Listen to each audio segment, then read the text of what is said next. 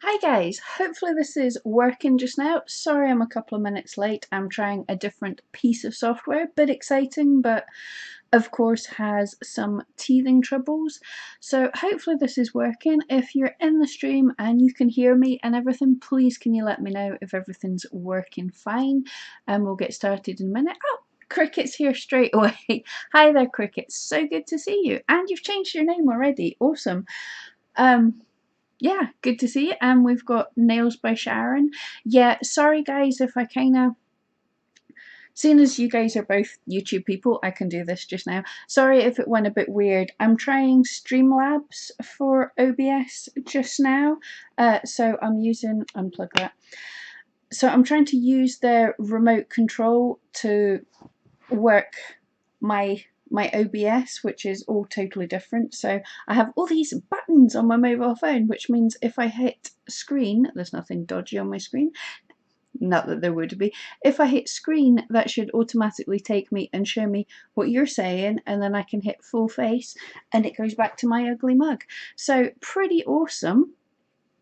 Yeah, that pretty good fun, but I'm still trying to get the hang of that. So just glad I managed to figure out. Apparently, right, if anyone's looking to do this and they're changing around, what I've found, how I had everything set up in OBS was supposed to convert over to Streamlabs for OBS, but it didn't seem to take the stream key, so it was streaming to the wrong live channel, if that makes any sense. So if you're going to jump onto Streamlabs, then that's something to watch. Make sure that you copy the stream key across.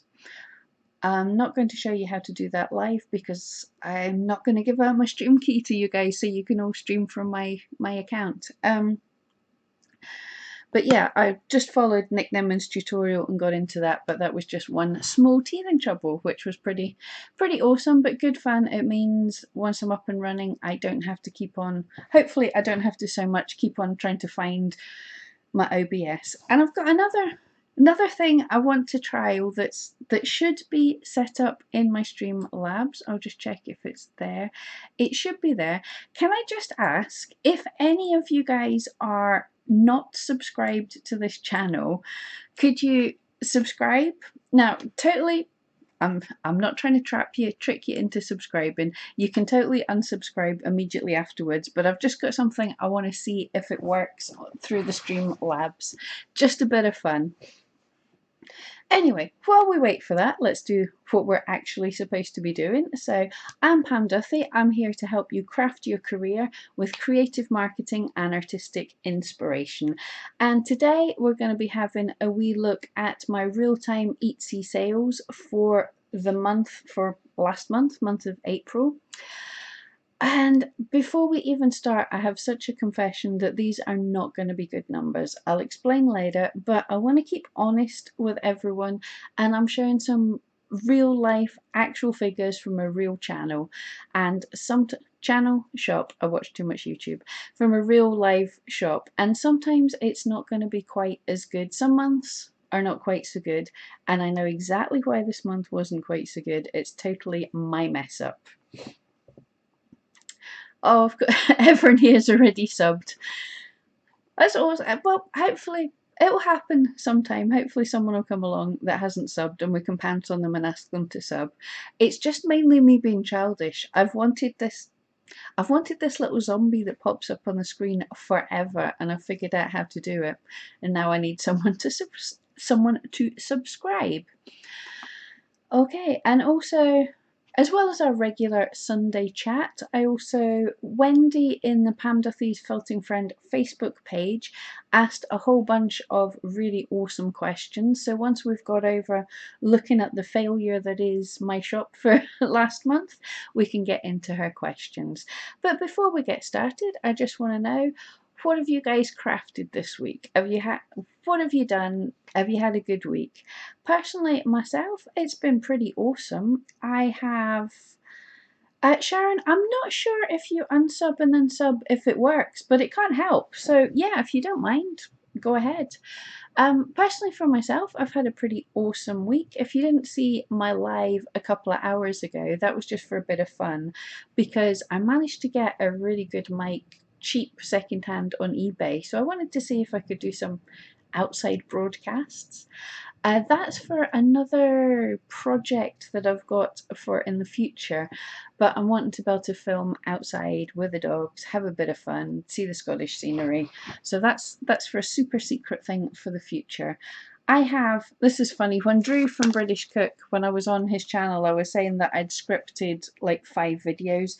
When I say scripted, I just kind of, I think up an idea and I just doodle, it's like a page for each video, but I've got 5 Etsy Tips video ideas sorted out, so super happy with that. I have made a ton of, I should bring the camera around, but I'm not going to, a ton of these tiny wee dogs. They look terrible just now. It's like a freaky mass. It's been up on my site. It's been up on my Facebook group, this picture of just all these dogs sitting beside me, staring at me, going, put hair on me. But they're all going to be cockapoos. So what I have been doing is making, yay, it worked, Sharon, that totally worked. Thank you so much. So can you guys let me know, did the zombie come on? But I heard the pings, so that's cool. Yeah, so I've been making an absolute metric ton of gorgeous curls. So that's my week. Oh, Cricket's shared to Discord. Thank you so much. And lost the stream. Oh dear. It's looking okay. Well, no, it's saying bad on this end, but it kind of always does that. I'll have to figure out what's happening. Hope it. Buffering frozen.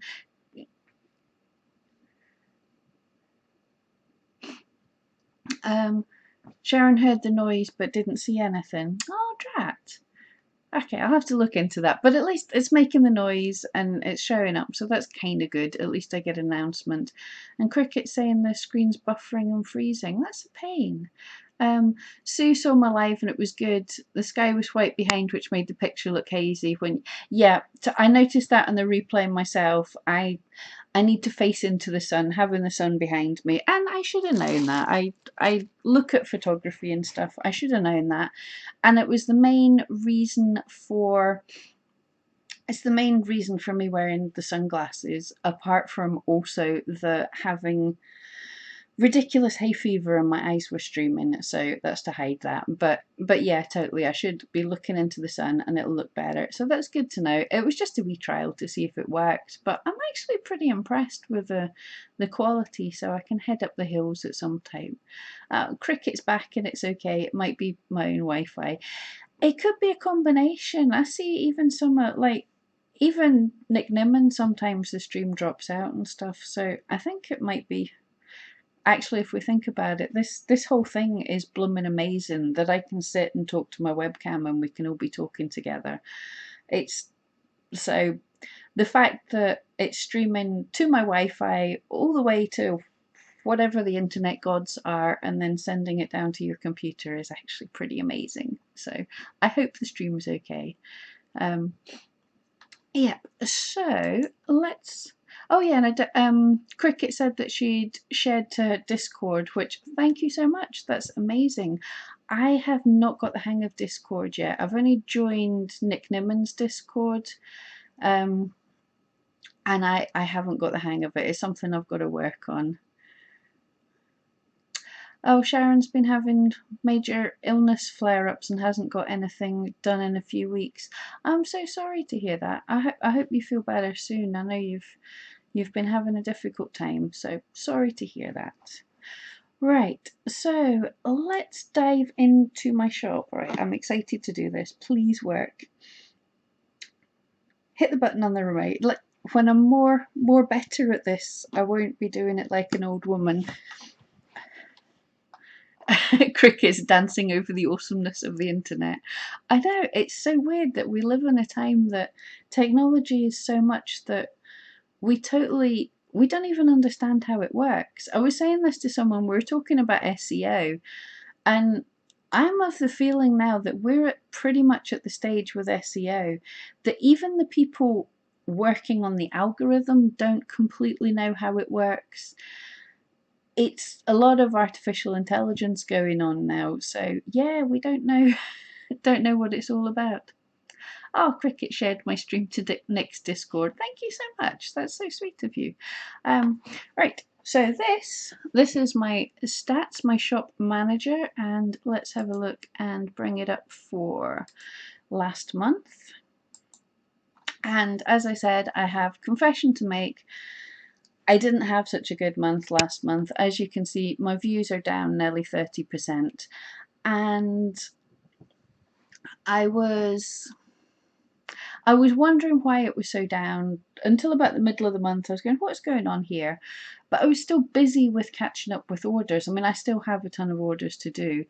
And I didn't realise what was happening was we'd reached the point where a lot of my listings were expiring, and I had got down for the first time in years to under 100 listings. I was on about 70 listings. I just wasn't remembering to renew them, and the difference that made in my sales was absolutely amazing. Difference in sales, views, everything.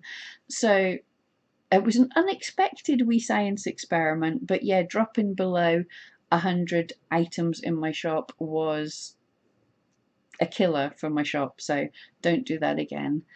Oh, cool. Yeah, Discord seems like an old school discussion board. I haven't got the hang of it yet, but it seems pretty cool. And Magdalena, hi there. How are you doing today? Yeah, Sharon. Discord is something I've really got to get the hang of, but people really seem to love it. It seemed like such an old school kind of interface, but I'll get into it. And also the other problem, I joined Nick Nimmon's Discord, and it's so busy there that I have to figure out how to turn off notifications, like just a few at a time, because it was coming in like every 2 minutes. I was getting an email saying someone's commented on Nick's Discord, and like, I don't care that much. I'll go and have a look. Right, so let's have a look at my shop. So 3,000 views for the month, and that's 30% down on last year, and the visits are nearly 40% down on last year. And the more important data that everyone wants, had 7 orders, nearly £200 of revenue, and if I compare that to this time last year, it's pretty rubbish. Again, I'm 40% down on last year. I've had some good sales, and you can actually see here, it wasn't till the middle of the month that I realised what I'd done wrong, and I started renewing my listings, and you can see the sales have started picking up again, and this month's looking kind of good again. But this is something that's going to take me a wee minute to recover from. So there you go. I messed up, but still, I still reckon my year's doing pretty good. Let's have a look this year. So for the whole of the year, oh, I can't compare to this time last year, but for the whole of the year, we are well ahead of where I would expect to be. So it's still pretty cool, but I messed up a bit for April. So there you go. That's something for us all to be aware of. I know people always say to try and get as many listings in your shop, and it's important to have over 100, and yep, that is completely the thing. The more you have, the more chance of people finding you, and it makes a massive difference. Is there a monthly fee to have an Etsy shop, Cricket? No, there isn't. Etsy is actually one of the cheapest platforms out there. It's pretty cool. There is no fee to have a shop at all. You pay 20 cents to list an item, and that listing stays up for 4 months. And then if your listing sells, then there's a percentage, I can't remember what it is just now, I'll look it up. There's a very small percentage taken in your sales fee, and then whether you use PayPal or you use the Etsy checkout, there's a bit for the currency type transfer, like there would be with anything. But it actually is genuinely cheaper than eBay, and I never found eBay that expensive really. But yeah, there's no monthly fee. If you don't list anything and you don't sell anything, it doesn't cost you a penny. If you list, it's 20 cents per listing, and if you sell, it's a proportion of however much it cost.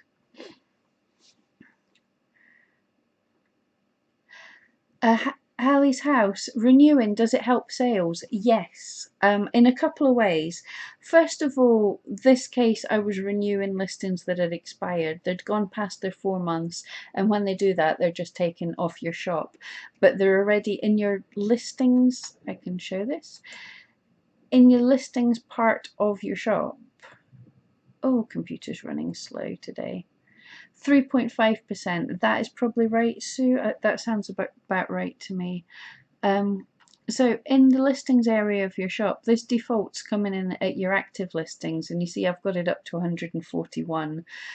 But also you have a button for your expired listings. So if they're taken down, they will all just appear in this area, and you can very easily, I can show you this just now because there's nothing weird, you can very easily just click the checkbox. So I've got 2 checked, and I can renew these listings, and it tells you. Now why it's saying here quantity 8 is something I'll explain later in response to Wendy, but this just means that this listing has 8 because it's a custom thing. I've just set up 8 in the listing, but I'm only getting charged for 1 when I renew it. What's going to happen is, if that sells, it'll automatically relist itself because there's another one, and I'll get charged an extra 20 cents if that happens, and that's cool with me. So it's telling me I'm wanting to renew 2 items, so that's going to cost me 40 cents, and I just hit renew, and that will go on my bill that'll come out next month. But yeah, renewing helps your sales in 2 ways. Renewing an expired listing, let's go back to stats. Renewing an expired listing puts more listings in your shop. Now there's a talk if you have too many completely inactive listing, too many listings that people aren't interested in, like in your shop. Let's do face, yeah, ugly mug. Like if your shop has 2,000 listings, you've listed them all on the one day, and they sit there and customers just don't care about them, then your listings to sales ratio is completely rubbish. So Etsy will look at you and say you're a bit of a rubbish shop. However, if you've got a lot of reasonable listings, then each of them is a different chance for customers to find you, and also if they do find you, it's an extra chance for them to browse around, spend longer in your shop, and find what they're really looking for. Renewing when they're active though is also a really good thing. I have done a video on that. I did a little bit of sciencing. And what I did using the website Etsy Rank, where you can track where your listings rank, I took an item, one of my bookmarks, and I know with a bit of work I can rank for the term bookmark, but it's really competitive. And so what I did with that listing, it was seen nowhere in the rankings at all. So I renewed the listing and immediately went back and checked the rank, and within about 30 minutes, I think, it was onto the front page. And then what happened was, over time, through the course of about a day, you could see it dropping down the stats, and then it had fallen off. And I think within about 24 hours, it had gone from page 1, dropped through all the pages, and dropped off the bottom of the ranking again. And when I renewed it, it bounced straight back up to page 1 again. So that's what happens is, you can, relevancy is important for your SEO, having all your good SEO being relevant to what people are searching for, but there's also, all other things considered, recency is important too. So a more recent item will get a slight boost, so if you renew it, it becomes more recent.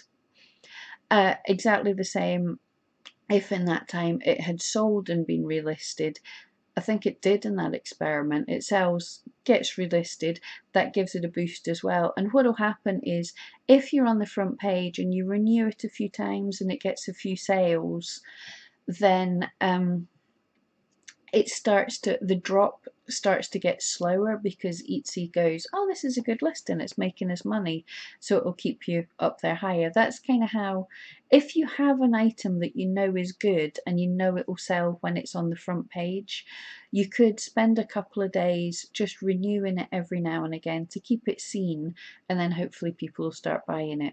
So yeah, renewing when active actually can really help, but it's not. In the past, before they made the big change in 2010, recency used to be the most important factor. So people used to spend thousands of pounds on constantly renewing their items, constantly, well, relisting them, so they were always at the front of that search. And people were complaining your fees really stack up for that. But if you pick on one item and focus it and renew it once or twice a day, 20 cents, that's nothing. If you do it crazy, then you're not going to get any benefit. But if you renew it, check where you are in the listings, and maybe once it's dropped down to page 2 or 3, boost it back up again. I hope that makes sense to you all. Right, so yeah, there's nothing amazing to talk about my shop. Did terrible. Oh, we were going to look at the Lovalooza as well. Get back to the screen. Hopefully that's worked. Yeah, so last month I looked at an item that wasn't doing very well on my shop, and I decided to make some changes to see how it would go. So let's find it. So these are my most visited listings, and he's not there, but he's also not in my least visited listings. I'll be really embarrassed if he's expired. No, he won't have expired. Oh, he was here before. This is so annoying. He's dropped. Oh, here we go. Here's my little guy. So this was the item that had, I think, 1 or no views for the month before. So I tried working on him this month. And actually I've got some super interesting results as well that hopefully you guys will be interested in. Hopefully they'll help. It surprised me quite a lot. But you can see this is the wee Yorkshire Terrier. So I tried to boost it up a wee bit. And as you can see, let's just do it for last month. It was getting no views at all, and in the month I got 93. But what you can see is there's a little squiggle at these points. Firstly, what I did was I changed the picture, brightened it up, increased the sharpness, increased the contrast, saturated the colours a bit more, and then I thought I'd try this paw print border and a bit of a red border, just so it catches people's eye when they're running through a whole page of white backgrounds, just to try and be a bit different. I'm not sure if it was great. So that's what I tried to do with the image. I relisted him a few times. I promoted him on Facebook, on Pinterest, all over the place. And the views weren't doing so great. So I also tried something that used to really work in the past. Back to Ugly Mug. This is too good with this remote control. Something that really used to work well in the past, if you had an item, if you're wanting to boost, was team games. Now I knew they didn't work so well, but I thought I'd try it just to see. And this is a game where basically you're in a team and everybody posts an item that they want. I did 2 different games. I did a heart game and then I did a view game. So with the heart game, what you do is you post up 1 or 3 items, and it's a daily game. So everybody has to go in for the number of items that you're allowed to post. You have to go in and heart everybody else's items that are on that thread. The thread's closed after 24 hours. So you get a whole lot of hearts. And then the next day I did a views one, which is exactly the same. You post your listing and then you go through and you view everybody else's listing in the thread. So that gives you a boost in views. What was really interesting, because I was tracking my ranking position for that, I did not get any benefit from rank absolutely at all for all them views and hearts. Now we knew that hearts hearts do help your ranking, and when you rank, the hearts from teams and forums were less important, and this is just more so now. It looks like they make no difference at all. So it makes sense that these games don't work anymore. I mean, in the past, I know of people who actually employed people to play these games through the day for their shop so they could boost an item up to trending or something. So it was getting a lot of views and hearts. So the Etsy algorithm's not stupid. The people went in and said, nah, if it's coming from teams, if it's coming from forums, Etsy forums, then those aren't real hearts, that's games, so we're not going to count them. So it looks like it really isn't counting them. My rank flatlined. What have we got from Sue? Do you think there's a difference between having one listing but 10 available versus a listing that says only one and just relist it once it sells? Good question. There is a slight difference. What I'll explain there, to my knowledge, now there shouldn't be a difference in SEO, whereas I have quite a lot that I just relist. With this one, I put the stock up to 5, so that's just one listing that will relist itself, whereas I have quite a lot that I just manually relist. There's a couple of bonuses to that. Obviously, it means as soon as it sells, it relists, so your boost to the ranking's good. You have an item that's immediately up, that's just sold, whereas if you leave it a few hours, it sold 4 hours ago before you relist it. But the other place, I believe, I haven't tested this because it's difficult to test for, but the other place I believe really helps you is in places like trending, in any place where Etsy itself is going to take the time to feature you, the front page, anything like that. I've been led to believe they prefer to feature an item that has more of a stock. The reason for that is if they boost one item and it immediately sells, that's it gone. So people might be clicking on it and they're getting no benefit from it, or the item's not there to see to click on. So you're more likely to get featured in their newsletter, any of these things, if it's something that they're able to make more money out of, which totally makes sense. You know, if they feature you and with all the extra eyeballs on you, you can sell 400 items, they make more money.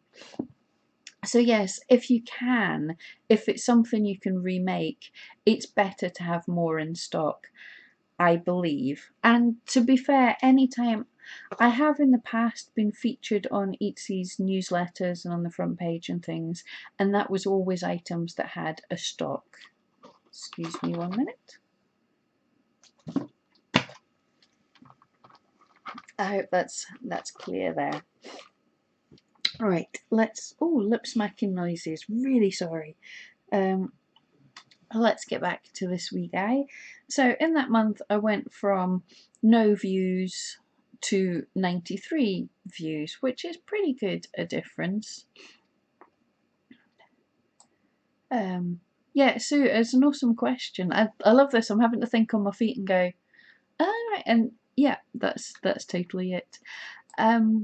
So you can see with my visits, here's the ones that I got myself from promoting it myself, and there's the visits from the game. So 46 from the game. These threads are dying out because people are obviously realizing it doesn't work the same.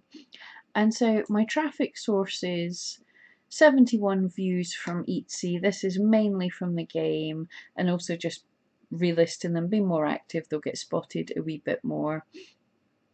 12 views from social media, 10 views from people direct. This is links I'll have sent to people, and nothing from external search. The interesting thing here is search terms. Nobody found that listing through a search term. So even though I had worked my behind off to get that onto the front page several times, it wasn't getting seen at all, which says to me, at the minute, it sounds like it's not very eye-catching, so this might be a loser that needs to be retired. And if we look at social media, all the views came in from Facebook, and to be totally honest about it, that was probably you wonderful guys nipping over and having a look. So that just shows you that, yeah, possibly, and I love this wee guy, but he's pretty old now. So it makes sense that things that once were interesting are not as eye-catching to people as they used to be. So I've maybe got to think of different listings. Another thing I did that I didn't mention was I took the title, which was a long spammy title, and I looked at the keywords that were important to rank for were Yorkshire Terrier and Yorkshire Terrier sculpture. So I made my title as short as possible, and that gives it a much better chance. So those are the things I did, and it looks like it's not doing awesome. I'm not going to give up on him yet with anything for me, because I know October, November, December are likely to be the busiest months. I will really have a look and see how they do over that time, and if they're not getting anywhere at all, then I'll definitely ditch them. Sharon, so if you know you're going to be remaking something, would you just put 10 of them even if you haven't physically made 10 yet? Yeah, if you can make it in time. What I'm probably going to start working on a little bit as we chat, you've reminded me, which is good. My cat bookmarks are things that I can make in an hour or two. So I know if people buy them, I can make up quite a few, so I can have a few listed. You know, if it's a rush, I think I say my shipping time's like 2 to 3 days on that. So I know that even if someone bought up 10 all at once, I could make them and have them shipped out within my time. So yes, if you could cope if 10 came in, then totally do that. But you just got to think of what's your turnaround time. If someone ordered the amount you're listing, so you know, my little personalised Yorkshire Terrier sculptures, because these are custom listings, my turnaround time on them is, I think it's up to 4 weeks just now. So that's perfectly fine. You know, this is not a physical listing. This is me saying, buy this and I'll make you something. So yeah, if you can make it in the time frame, if you got the orders in, absolutely, it's best to have several of the listings. Right, I'm going to dive on and have a look at Wendy's question in the Pam Duthie's Felting Friends. I'm not going to take you to the screen for that because it's a closed group. So if you're not in it and you want to join, pop over to Pam Duthie's Felting Friends.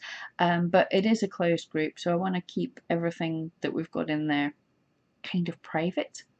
But Wendy asks, do you think you can talk about policies? What are good policies?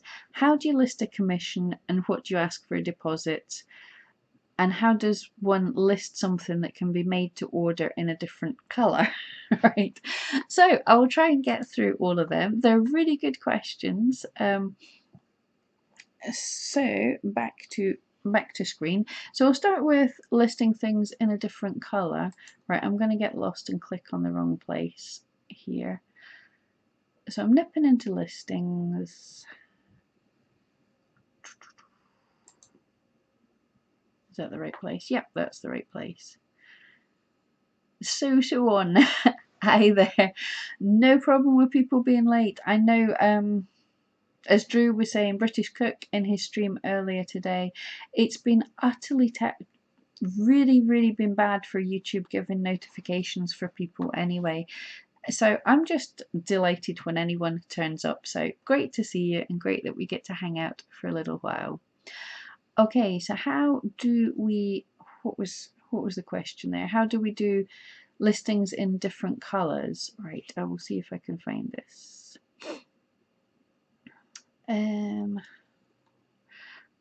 Oh, this is a digital item. Will I be able to do this on this?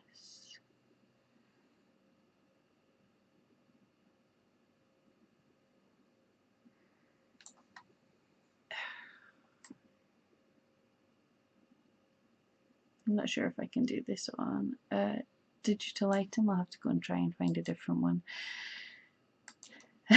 But it's variations is what we're looking for. I'm just trying to find where that is. I haven't used any, so this is where I'm having, oh, here we go. So when we go down to the height of the item, I'm telling what the kind of height is, but we can offer multiple options. Ooh. So I offer more than one, and again, I don't want to do this. I don't want to do this and have it problem, but you can offer more than one different size. So that was where, so I'm sure that will do it with colors. Yeah, offer multiple options. If I click on that. Yeah, so then you could change colors, you could do everything there. Wendy, hi there. No, you're not making it difficult at all. The problem is Etsy changes how it how it looks all the time. So this isn't something that I actually do in my listings. So I have to find it. You're not making it difficult at all though. It's really cool to have to do this. I just don't want to change it. Oh, here we go. Hi, add variations below. Variations. Yeah. So height, color, or whatever else you can say, you offer more than one. Prices vary for each width, and then you would be able to add in the different widths. I'm just going to have to undo all this. 5 inches, 3 inches, and 7 inches. Yeah. See how, oh, it's wanting me to do something there as well. 4 and 6, totally random, but let's see what that does. And yeah, here we go, we can edit the price options. So how do we change this? Did I hit the wrong thing there? Oh no, here we go. Yeah, so it works. Yeah, so when you get back to variations, once you've put in the different variations, then it's letting me put in prices for each of the different variations. So yeah, so you saw me figure that out live, but that's roughly how you'll do it. So where you're putting in height, widths, or colors, then you can put in different, you can say you have variations and then edit them, and you can change the prices to different ones. And Sue uses variations a lot. Yeah, it can be so helpful in some shops. For me, it's not something I've used at all, as you can tell. Wrong button. It's not something I've used, but I can see how it could be so useful in so many shops. Right, I'm just going to try and come out of that and not save. That's cool, it's not saved. Right, what was Wendy's other questions? How do you list for commissions, and how do you ask for, and how much do you ask for a deposit? Fantastic. Right, back to this fella again. For me, for commissions, what I do is I make my listing be that commission. So as you can see, this is for 4 dogs. So bespoke dog portraits, custom dog portraits, all of that, but that's what this listing says. I've got examples of things I can do, and right up the top of my listing somewhere it says it's for 4 animals of your choice. Also in my shop policies, I say if you're buying a custom listing, then I'll contact you for pictures of your dog, or pictures of your pet. It's not just dogs. I've had hamsters. Hamster was a challenge, but I make that in my listings as well. And also, if anyone ever messages me looking for custom work, I just say, pick your size. I have 3 sizes. If you're looking for in this size, this is the listing you need to buy. But the other bit that you have here, again, I just have to find where all these are again. Sorry if I make you sick scrolling too quickly.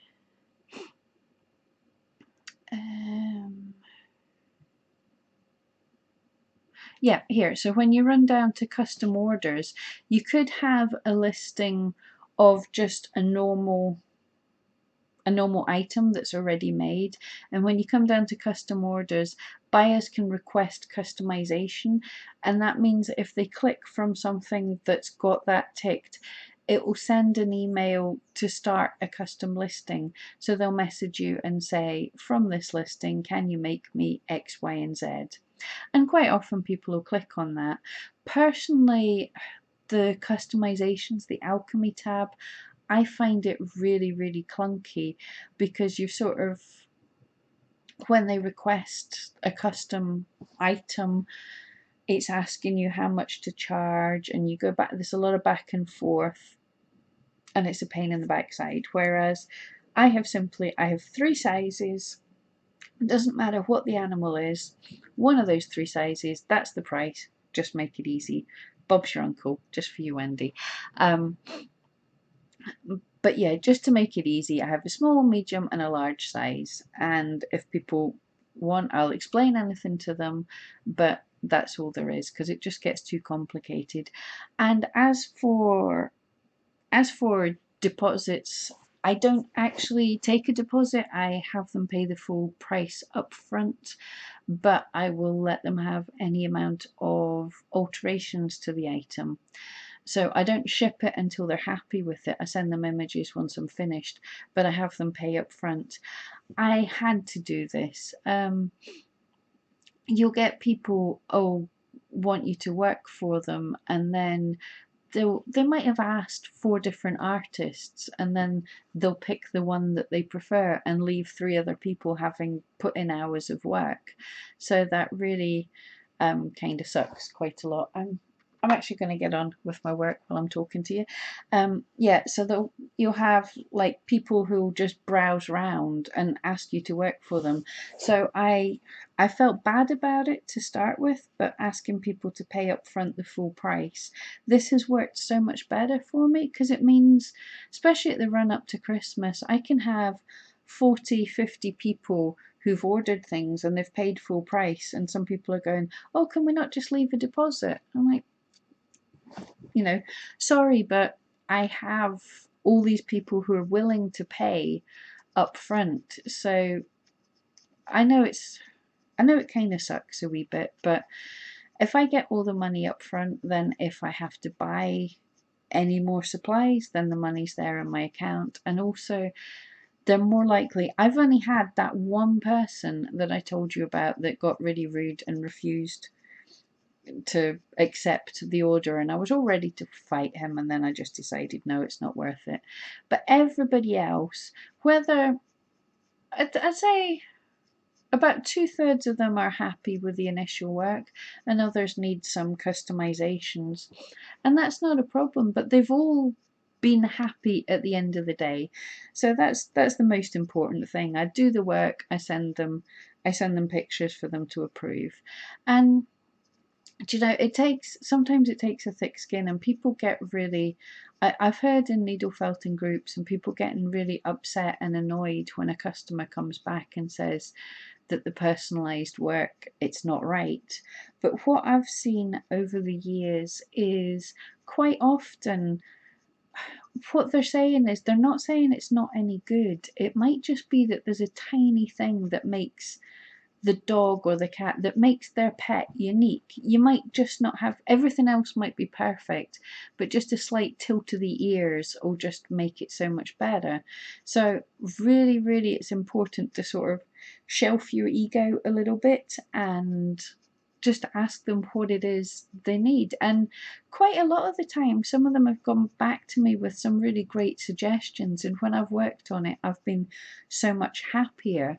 So sometimes if I'm struggling with a cat or a dog, rather than keep on working it and make a mess, I'll take the picture, mail the customer, and sometimes they're delighted as it is, even though I'm not totally happy. I might have caught the thing that makes their pet unique.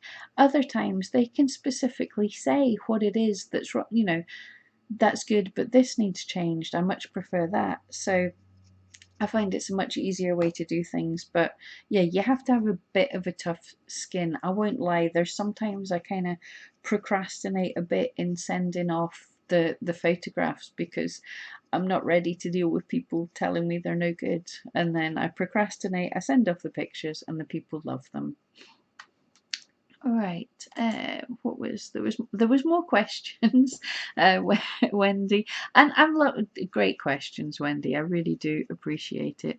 Oh, policies, yeah, good one. See if I can find my shop policies.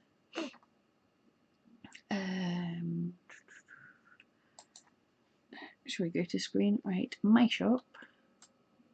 I assume the policies are down here. Oh, I can actually click on the thing that says policies. Now there's a standard template now that I think you might have to use. Policies are super important because Etsy will look and see if you've got policies filled out, and if you don't have your policies filled out, then your ranking won't be quite as good as if you did. For me, there's some big no-nos with policies, and that is there's a lot of people that'll put up really negative sounding policies. You know, they've maybe had a run in with some bad customers and they put up some terrible sounding policies along the lines of, well, if I've shipped it and you don't get it, tough, you're not getting anything. And that, you know, well, okay, their wording is more like, I can't be responsible for shipping. And that really angers me because as a buyer, do you want it to be a lottery if your item's going to turn up? But that sounds like the items get lost quite a lot and the person doesn't care too much. And yeah, we are responsible for shipping. Thing is, the person pays us to get the item to them, and we pay a shipping company. And so our contract is with the shipping company to get it to the person. And if something goes wrong, it's up to us to deal with the shipping company and to fix that. Yeah, so shop policies, a little bit explaining. I'm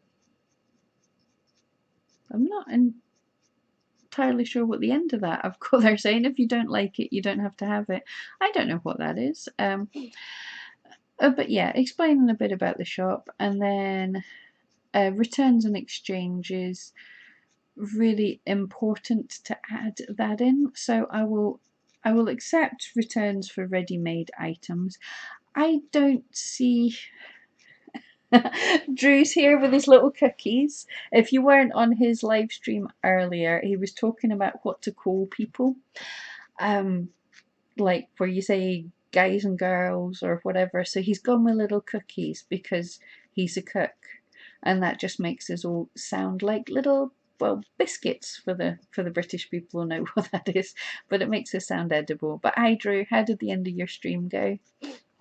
Good to see you. And Drew's down in Cornwall. If you want to check out his earlier stream for today, he's been filming some beautiful shots out and about outside. He's got an even better day than we've been having up in Scotland. Yeah, as I say, my policies are quite a bit old, so I have to excuse me, my policies are a bit old, so I've got to update them because I'm saying I only accept PayPal because we were all forced into using Etsy checkout as well. That was forced on us a while ago, but before that, in the past, PayPal was my payment of choice. You used to be able to take checks and all sorts of weird things, so PayPal was the best. Wendy's got it, yay! We're cookies because we're super sweet. Well, my followers are. I can't talk about Drew's, except I'm one of them. So yeah, we're all super sweet. Yeah, that's a great way to look at it. So you can be cookies to Drew. We're super sweet. That sounds so cool. Yeah, trying to add just important things into your list. Like I say, I've always got because my shop is so old, I've always got things I need to check and work on. So yeah, always have a look at bits and see if you need to change them. So here in my FAQs, if you've requested a custom item, I'll always send you a photograph first so you can decide if you're happy with it. One thing that I did ad because we get quite a lot of guest checkouts on Etsy. People will buy a custom listing, but they haven't paid attention. They've not read it. They've just seen the picture and go, I want that. So one of my policies is now saying, because I've tried and tried to get hold of people sometimes, so if someone doesn't get in touch with me within 2 weeks, I will just try and replicate the animal that's on the main photo in the listing. It just saves a lot of trouble because when you're super busy, it's an absolute nightmare.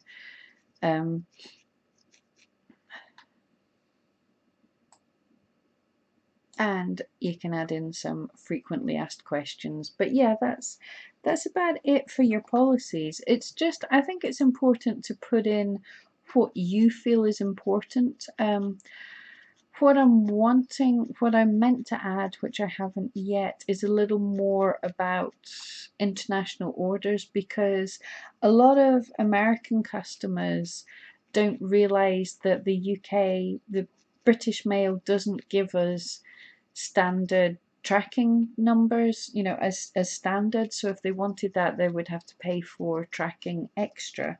It's not standard to our listings. And also, some people don't realize that international shipping is going to take a bit longer. So always add that in. You know, they should see your location elsewhere, but if they're not looking, put in what your location is and say, I'm shipping from this location.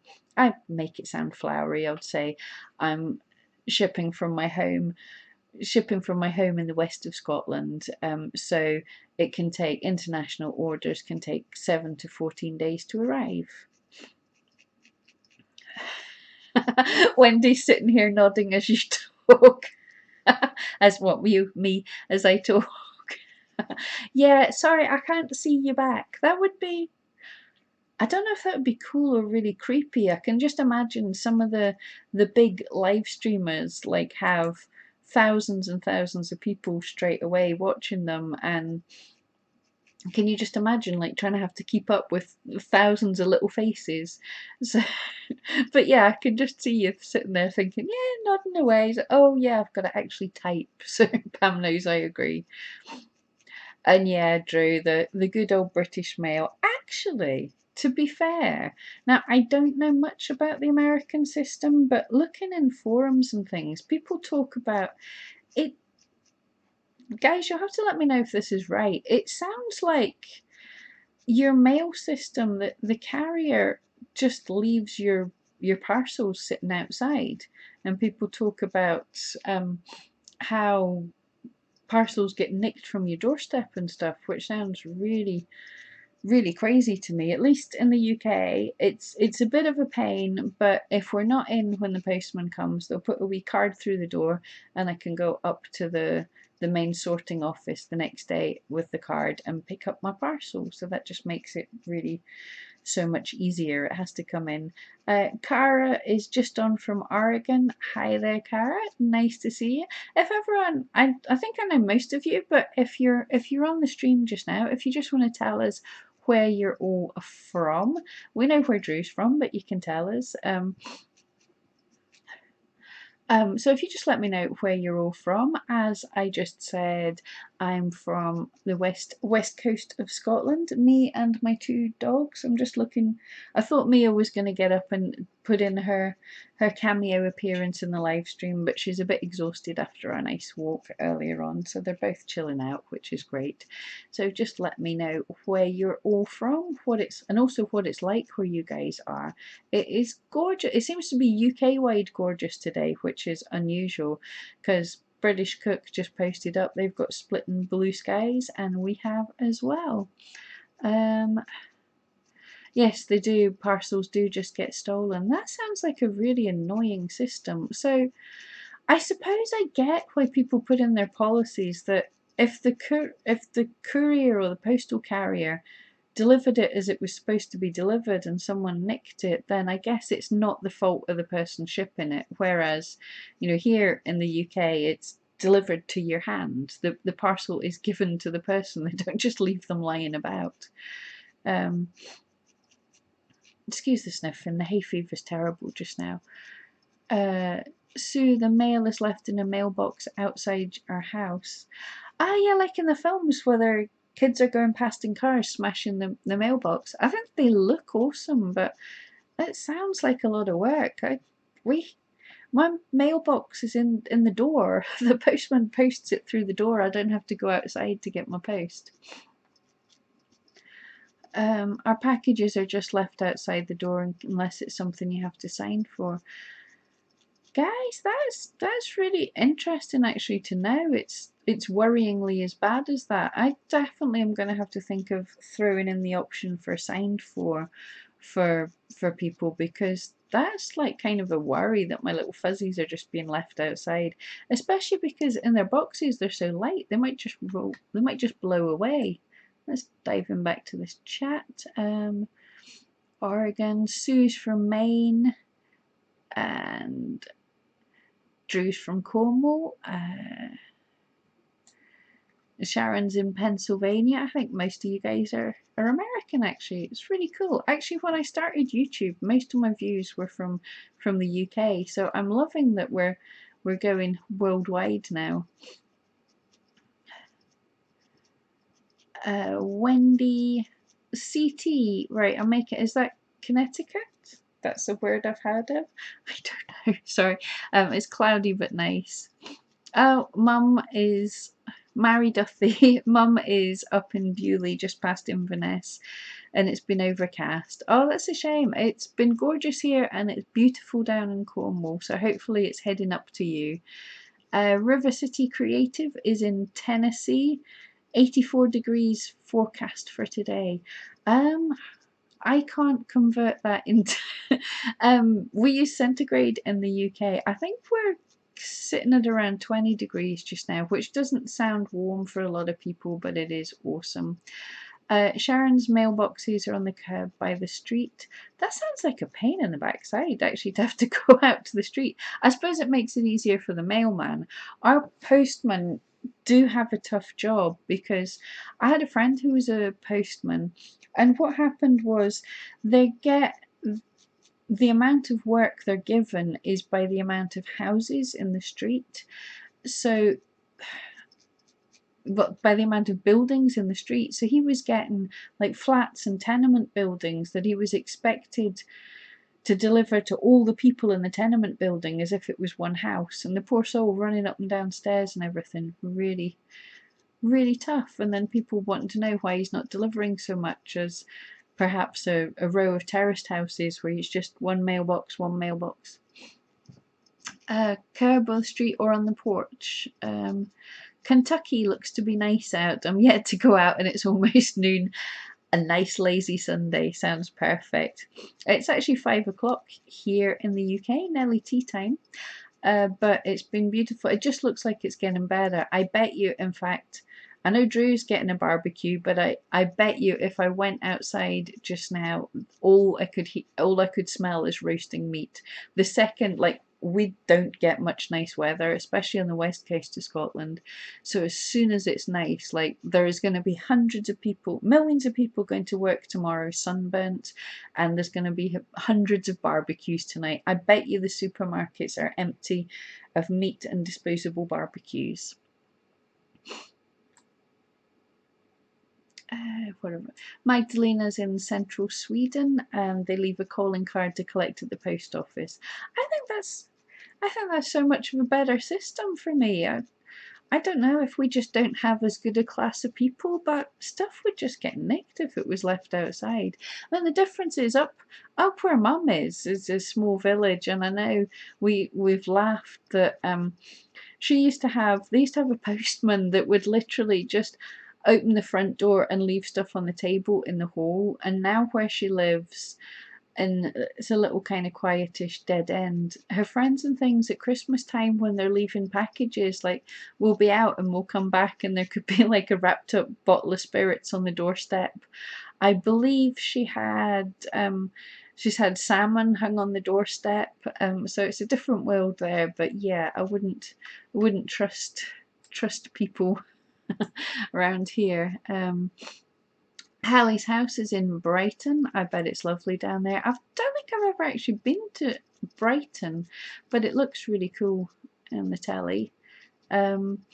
Sue says the mailboxes are enclosed if they're delivered to what we call rural routes. If you live in this within the city, then the mail is brought to your door but still left in a covered mailbox. Okay, that's interesting. That's really strange, just the slight differences in things. I mean, like I say, I've seen the mailboxes on TV shows, but yeah, we just have a mailbox cut out of our front door. It does make things really easy, but I get why people might not want mailboxes drilled into their door. Then again, I see people that have not just cat doors, but they have doors large enough for big dogs to walk in and out of, which I was going to say, which would make me think that a human could walk in and out of the pet, well, crawl in and out of the pet door. But then I'm thinking, if you've got a pet door large enough for a human, that means your pet's large enough that perhaps you don't want to crawl into the house. A British cook calling Helly's house jailhouse. Awesome. That's too funny. Nails by Sharon says, we're a high of 62 degrees. It's cloudy and we're supposed to get thunderstorms in the afternoon. I don't know if 62 is warm. Can someone let me know if that's like warm? But anyway, I do love a thunderstorm on a hot day when it gets all... I speak like we get this weather much in Scotland, but if you've had a really hot day, a downpour is just so awesome. And fun fact, I remember years ago, this just reminds me, but it was on a distillery tour, a whiskey distillery, and they were talking about adding just a splash of water to whiskey, and the analogy he was using for it, and I always loved that, was the splash of water in the whiskey is just like a drop of rain on a British country garden. It just brings everything to life. Done it totally random, off on a tangent, but that's what it made me think of.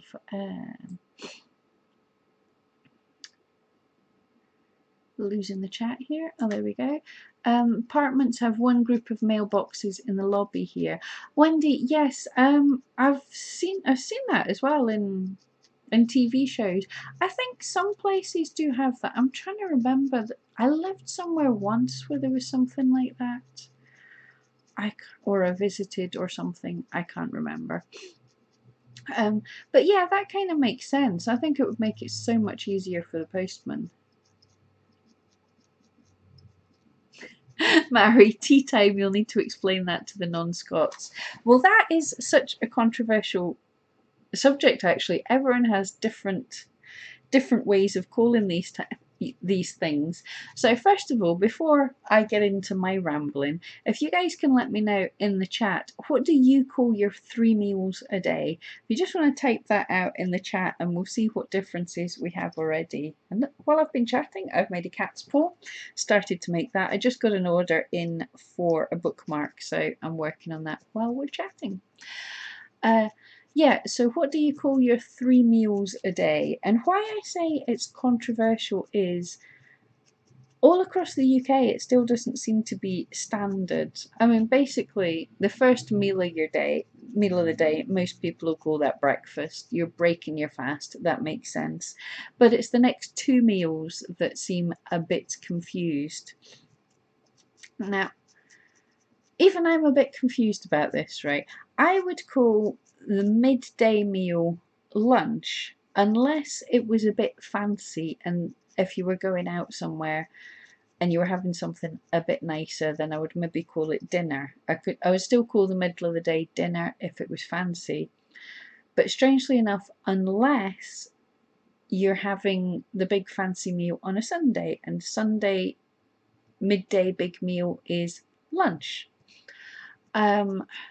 But the big meal you have on Christmas Day, which we have roughly in the middle of the day, probably slightly, maybe about 2 o'clock in the afternoon, but that would be Christmas dinner. So, so that's already a bit confusing. But in general, my midday meal I would call lunch. And then what you have in the evening, I would call tea, unless I'm going out somewhere fancy, and then I would call it dinner. So a fancy meal out for me would be dinner, no matter what time of the day. But a lot of people would say breakfast, lunch, and dinner. I say breakfast, lunch, and tea.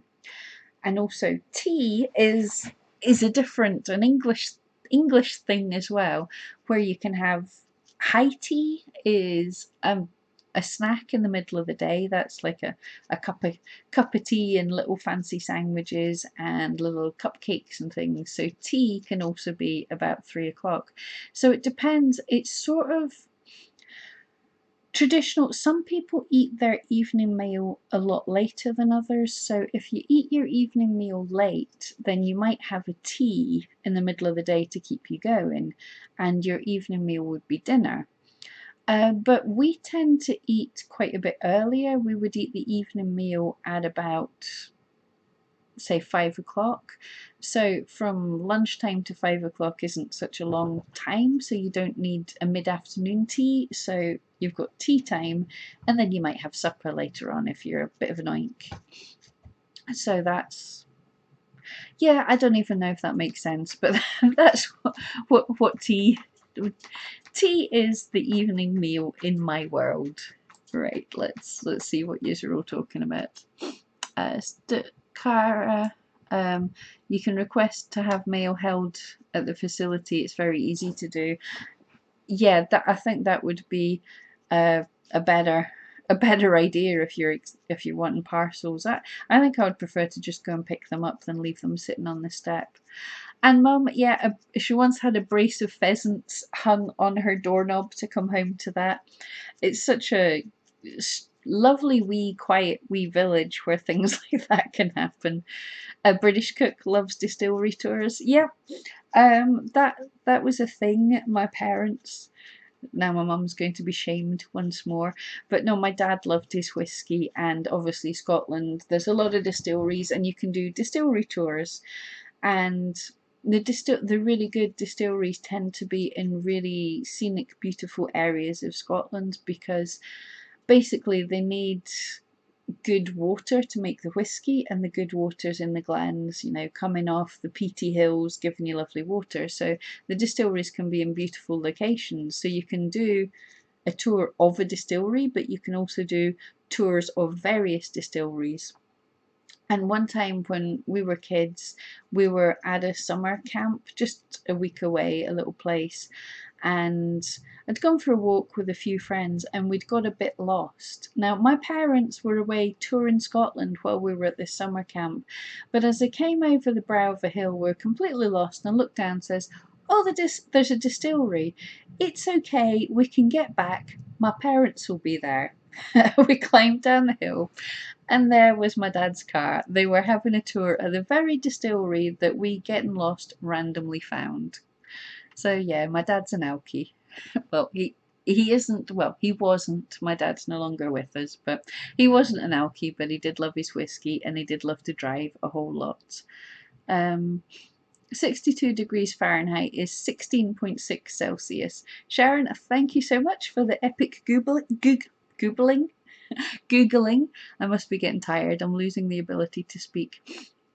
At 16.6 Celsius, so it's not baking hot, but you don't need a big coat on either. So yeah, and unfortunately 17 degrees Celsius, it has been a pretty good day here in Scotland. 20 degrees is pretty warm just now.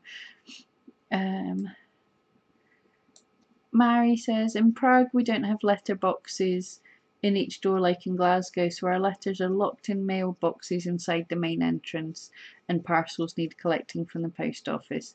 Again, that makes a lot of sense. You can go down and pick them up. It seems weird that in Britain we're spoiled by things being brought right to our door. When I've got a parcel, if I'm in, the postman chaps on the door and hands it into my hand. Yeah, Sharon did Google the temperatures. Yeah, I thought so. I was going to Google Fahrenheit. It's really weird that we both use different units of measuring temperature. Also, little known fact, I trained as a industrial chemist, so I did a lot of physics and chemistry in my day, and we tend to use Celsius or Kelvin, which are similar working units. So it's a term that I understand not just in our weather, but I understand Celsius. Fahrenheit is just weird to me. Sharon has breakfast, lunch, and dinner. Yeah, I think that's quite common over quite a lot of the UK as well. Wendy, breakfast, lunch, and dinner. Yeah. Sue, breakfast, lunch, and supper. Oh, I've never heard that one before. That sounds awesome. And thanks for the congratulations. Yeah, order is really cool. It's always the best as well. It actually came in when I was out doing my live stream, which is cool. Like my quick live stream before we started the proper one. So it's kind of cool when you're out walking the dog, you can be making sales. This is the awesome thing about working on the internet, being an online entrepreneur. You put in a lot of extra work than a normal person might do to start up. But once you've started up, things can be happening when you sleep. You can be making money when you sleep. You know, you guys might be watching some of my videos. Someone might find a video I made 3 years ago and still be watching it. You know, people can buy some of my renewable listings and I'm not having to do anything. And okay, I'm not buying a yacht yet, but there's money coming in for me doing no extra work. Pretty awesome way to go. So yeah, if you're on the fence about becoming an online entrepreneur, it's a lot of work, but there's some fantastic opportunities. Where have we got? Marry, being Glaswegian, breakfast, dinner, and tea, but now lunch and dinner. Yeah, yes, I think that's the thing is we are very, very confused with what we call it. We call it whatever we want. I think lunch and tea are the less posh. Dinner and high tea, they're fancy. Oh, Magdalena, you're being unfair. But yes, in English theirs is breakfast, lunch, and dinner, and tea or coffee. Should I try destroying someone else's language? Frukost, lunch, och, middag. That sounds awesome. And fika. That sounds really cool. Marry, and then there's supper. Absolutely. Actually, going through all these, it reminds me of The Hobbit, where they talk about like all the different meals that a hobbit can have through a day. And when you add them all in, there's breakfast, elevenses, lunch, high tea, dinner, and supper. Yeah, we could actually be eating most of the day if we did it all proper. Cara, we do say breakfast, lunch, and dinner, or I often say supper, but my 4-year-old calls all meals breakfast. Awesome! I really wouldn't mind 3 or 4 breakfasts a day. Breakfast's a good meal.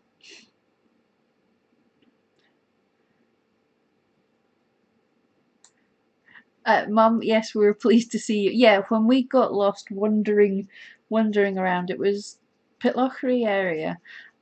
Yeah, it's not an area I know that well. We were pretty young at the time, so yeah, I was pleased to see you because I'd confidently led my friends into getting completely lost. And usually I've got a fair sense of direction. I don't tend to get completely lost, but yeah, I was pretty lost then. Mary, the best morning alarm is a ka-ching. It is indeed. Unfortunately, I've actually usually got my volume turned off on my phone because I keep forgetting turn it on and then I'm in the middle of a video and it goes off. Mind you, a ka-ching in a video would be cool.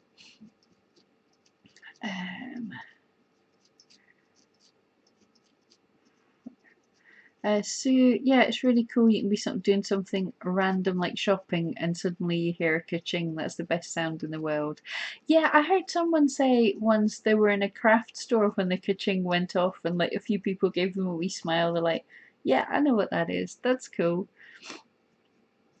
Oh, Magdalena, I got the linguistics right. Wow, I am impressed because I'm terrible at reading even in my own language. So maybe I was just born in the wrong country.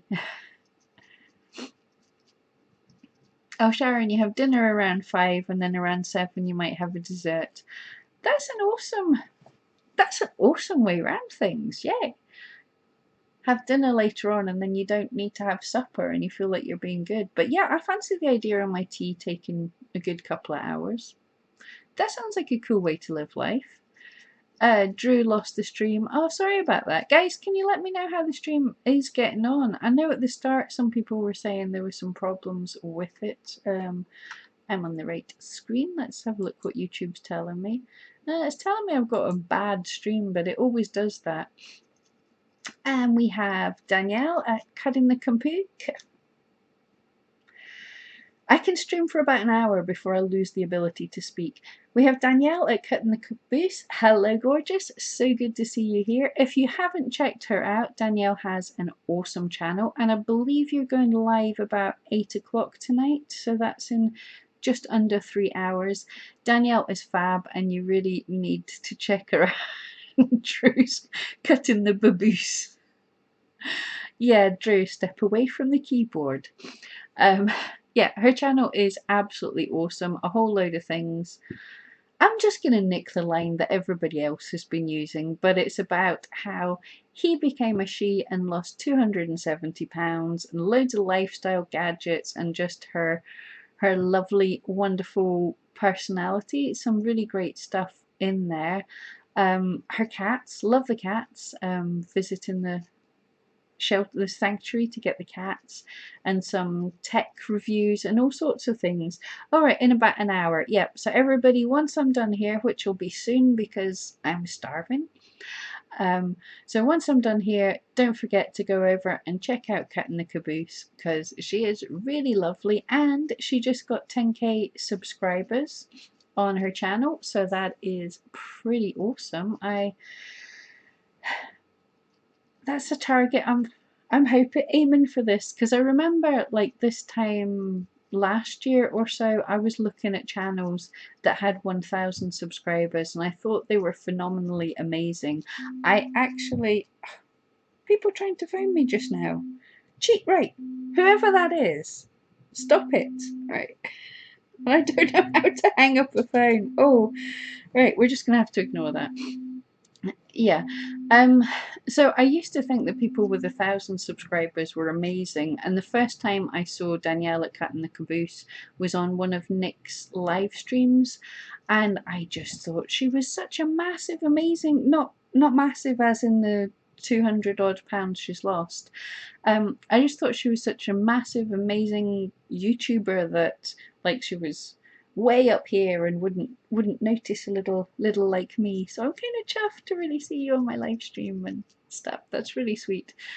And yeah, I thought she was so huge, and now I'm over the 1,000 subscribers, which I'm so chuffed about. And I see her there at the 10,000, and I'm thinking, yeah, I'm gonna do that one day. Maybe not by the end of the year, but I get there. Tonight we need to talk about the Avengers. So it's going to be a nerdy chat tonight. So everybody who knows about that wants to go over for a geek out, but I'm sure she will get distracted and talk about loads of other things as well, because that's how live streams work. We kind of, I think all of us ramble on and speak so much notice. I tell all my felting friends to come to you. Oh, Wendy, you're lovely. British cook trying to steal my subscribers, really? And yeah, Drew's just over 3,500 subscribers. He is doing fun. Drew at British Cook. And I think most of you have checked him out. Oh, now I'm sounding like Drew. I don't mean checked him out. It's like him calling us cookies so he could eat us. No, none of this, right? I'm sure I've sent you all to have a look at Drew's channel, British Cook. Some really good stuff there, and he's now adding in some more of his wonderful Cornish outsideness. I think seeing more of our wonderful countryside really helps in all our channels. So get over, support Drew as well. But Danielle first. Go and say hello to Danielle. Drew's, I know you're kidding, Drew. If I thought you were serious, I would have you blocked. And look, I wouldn't have you in a position of power. I've given Drew a wrench. Drew's got power in my channel, which I'm really worried about. Could tinker in there and break things. Dances for you. So we now have entertainment in this stream where Drew's dancing for us. That's a worry. Anyway, guys, I think feed you all cake. Ah, awesome. Right, even better. So yeah, Drew needs to feed us cake. You're gonna have to make keto cake though, Drew. I do. Me and Mum at Christmas time adapted this fantastic recipe for a keto chocolate cake. It was amazing. I don't know if I can find pictures of it offhand. Made a full-size cake, and then I made smaller muffins with the cake. With the cake mixture, and it was fantastic. Keto, so that means it's low carb, super low carb, no sugar. If I remember correctly, it was mainly egg whites, lots and lots of super dark chocolate, and a bit of sweetener. And it was fantastic.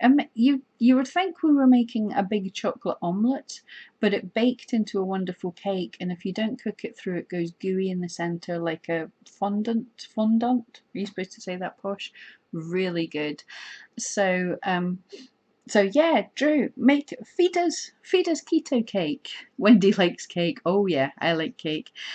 Sharon, what time is 6:30? That will be in about an hour from now. It's just coming up to 5:30 UK time now, and Danielle's in the UK in the UK as well, so she'll be on in about an hour. Drew is dancing and feeding us cake with a Borat thong on. That's amazingly put me off the cake. I wonder why that is. But Mary, yeah, totally. Go to Drew for cake. It looks like he's got some really good stuff planned, and he's made some good stuff. Not entirely sure about the where he cooks on the live stream and we tell him what to put in the ingredients. I'm not sure that's always going to turn out tasty. Not if I get my way in what we tell them to put into the ingredients. But anyway, guys, I think I have to head to give Danielle time to set up for her live stream. Let Drew calm down, because I know there's quite a lot of adrenaline after you come off a live stream. Totally weird thing. Let you all get back to your day, but go and check everyone's channel out. And of course, I should say, yes, Nails by Sharon, if anyone's interested. Drew, I think you could do a lot of work on your nails. That would look awesome. But Nails by Sharon also has an awesome channel, and you need to pop over and check her out. I love the penguin nail art. That's so cute. I'm losing the ability to breathe now. This is the hay fever. It's wonderful, which is a pain because I've got like 5 videos to record tomorrow. But anyway, guys, thank you all so much for joining me. It really means the world. Cara just started the keto diet. That's fantastic. I have about a year and a half now I've been on it, which I'm amazed. I've never stayed on any diet for any length of time, but this is just so much easier. So, well, I'm finding it easier. Excuse me. I'm finding it much easier to eat that way. I think it's amazing, and what I've found since, though it doesn't look like it just now, my nails, my hair, my skin is so much better, and it's just easy. Although, I mean, you do look and you go, you want cake, but there's ways around that. There's ways to make great cake. Wendy, thanks for answering all those questions. No problem at all. Thank you so much for asking the questions, because these are things that I haven't had to look into for ages, or I've been lazy about, so it's good for me to have to go and have a look. And extreme food reviews, we have Daniel, I keep wanting to say Danielle and Daniel. Thought he'd drop by. If you haven't checked out his channel, I've got some bad news. He ate a tarantula this week. But yeah, you want to get over and watch that. It's actually really fun, and seeing him and the interaction with his kid, they get on so good. It's so funny. Jonas, isn't it? Yep. So get over and watch them. Sue, yeah, thank you so much. It's been fun chatting. It's always great fun to see you guys. And I'm just always constantly blown away that I have people to talk to, that you come in and want to talk to me and give up a bit of your evening or afternoon depending on time zones. Magdalena says she'll go and check um, go and check out the channels, which is cool. I know these guys will appreciate it. Well, look, we're all small YouTubers, but these are great guys. Wendy, it's the thought of Drew and the thong. Yeah, stop putting that thought back in my head. Not good. Having a bit of a flush after thinking about Drew feeding her cake in a Borat thong. Do you call it a flush where little bits of your stomach content want to evacuate via your mouth? Is that a flush? Because I'm having one of them. I'm only kidding, Drew.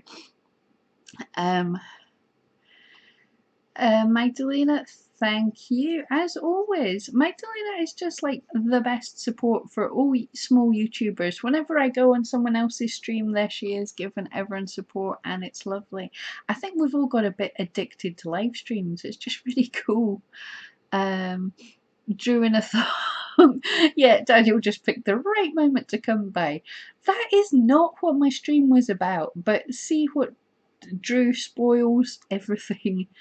Jinxie, ketogenic is how humans are supposed to eat.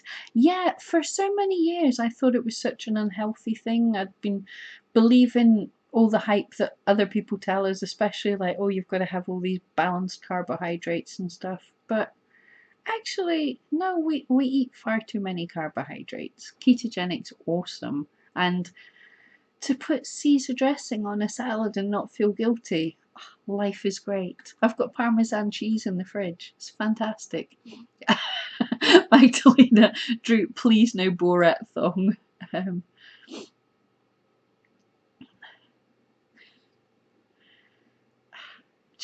Just scrolling through you children fighting. Awesome. Yes, everyone loves Magdalena, quite rightly so. When she turns up. True. Did Magdalena dump you today? I think it's deserved. Clearly, if you're giving people these terrible images, so we call that acid reflux. Yeah, sorry. We love Drew at British Cook, but he's too easy to tease. It's fantastic. So yeah, sorry. Anyway, guys, I'm going to see if I can figure out how to end this stream now. For those of you actually that just jumped in, this is me using the Streamlabs with OBS. So I'm using the little remote control. Seems pretty awesome. So I just flick between screens and screens. Fantastic fun. I'm seeing if there doesn't actually seem to be a button to end the stream. Right. So let's see if this works. Thank you so much, everybody. Enjoy your night. It's been awesome.